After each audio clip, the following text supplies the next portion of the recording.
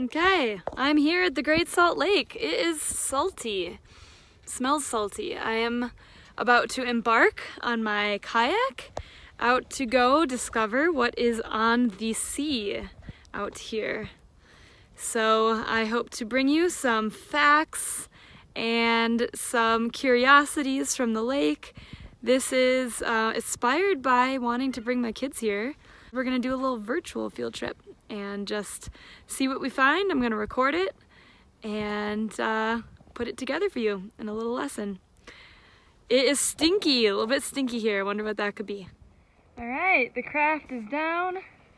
I got the paddle and my flotation device and bilge plunger and and I also have this, because why not? Gotta measure the temperature of the water. So I'm curious about this because I hear that at different depths you might have different temperatures. What can you think of why that might be? The Great Salt Lake is actually really not that deep. It is actually relatively shallow for a big lake. The depth goes down to, averages about 14 feet, and the maximum is about 35 feet. And because it's so shallow, it actually evaporates a lot of water from the surface, lots of surface area. It loses up to 26 gallons a day. The other interesting thing about it being so shallow is that water has a high specific heat, which means it takes a lot of energy to start evaporating water. And because of this, a lot of really big lakes don't change temperature that much in the wintertime and the summertime. It takes them a long time to heat up that big body of water. But here in the Great Salt Lake, a lot of the water is open to the open air, and so the water temperature changes a lot more in accordance with the air temperature. So it can go from down to 30 degrees, almost below freezing, up to 80 degrees in the summer. So just a couple little tidbits from the launch point here. It's a beautiful day. It's actually Easter Sunday. Got no one else around, so we're social distancing all right.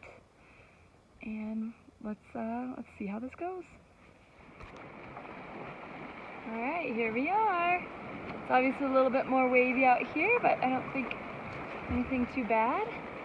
See how it goes. All right, so you'll notice that while there are waves, most of these come from the wind. This is not a body of water that would be affected by the tides. So destination is the Saltaire, way over there. Here we go. All right, so even out here, I'm able to plug. I wonder what you call it in a kayak. Plastic paddling for plastics.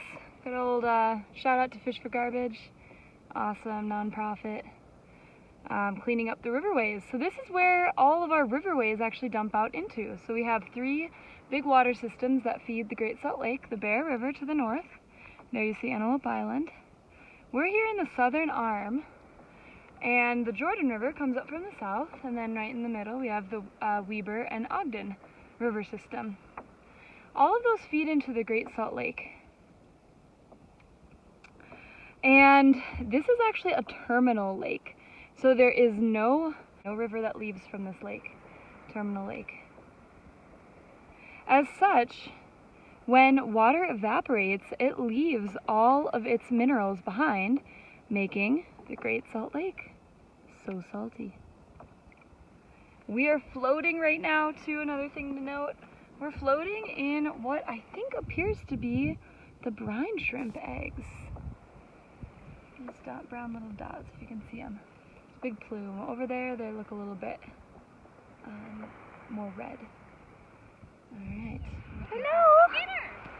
This is like some true social distancing. Yeah.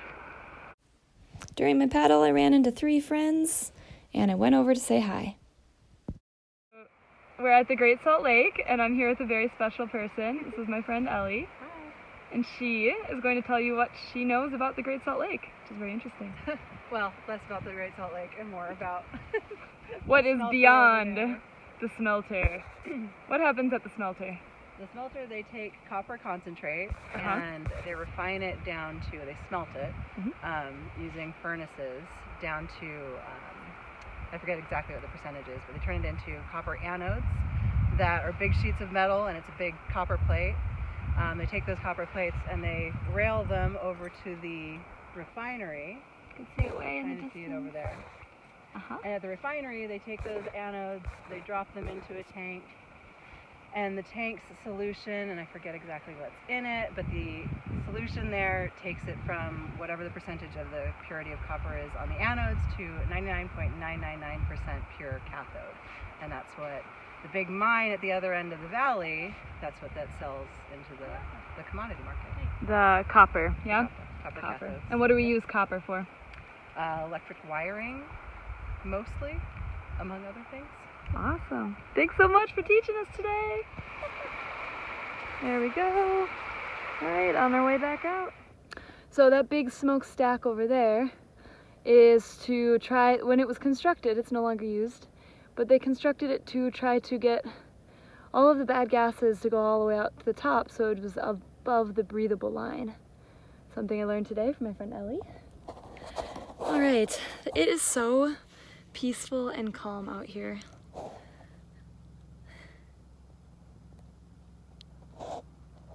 Good escape, about 20 minutes outside of Salt Lake City. The lake is giant, but we are in the south arm right now. So while it might seem really dead, there's like nothing but, doesn't seem like there's a lot of life happening. Salt water is actually a really extreme environment for something to live in. And so organisms have to be specially adapted to the lifestyle out here, which can have extreme changes in temperature because of the fact that it's such a flat lake. Can you think of why that might be?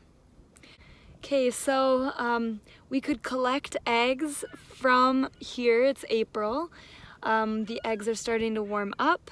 The eggs of the brine shrimp, that is. That's the keystone species here. It supports the whole web, the whole food web. And from that you might hear behind me seagulls. You might hear it now. Look at the sunset right now. They're here. All of the birds, there's over 5 million migratory birds that visit the Great Salt Lake. And they feast on brine shrimp, and the brine shrimp feast on these little algae called Dunaliella. And if they can't find any of them, they'll eat some cyanobacteria. If they can't find any of them, they'll eat diatoms, which have a hard silicone coating. They're really beautiful looking microorganisms. But the small larva, the small baby brine shrimp called nuclei, they can't eat the diatoms because they're too hard. They can't digest them. They're covered in this hard silica coating. All right, so a brine shrimp can live for about, can generate about 4 generations a year. And my friend just picked some up about a week ago. In about 8 days they hatched, and we will observe their life cycle in the lab, which is a pretty fun activity to do. If you get your hands on some sand, it does take a very specific environment to keep them happy. They obviously want it salty, like they're used to, not too salty. Down here, they really like the 12 to 17% salinity. That's what they're after.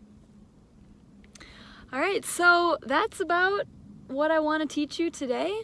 I'm excited you came with me on this adventure, out on my first kayak of the year.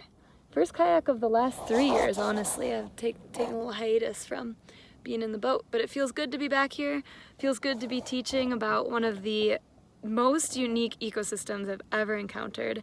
And I feel so fortunate that I teach here in Salt Lake, where this is right in my back door. Right outside my back door. I left through my front door, but all in the same. Get out, adventure, learn, be curious, have a good time, smile, enjoy the sunset.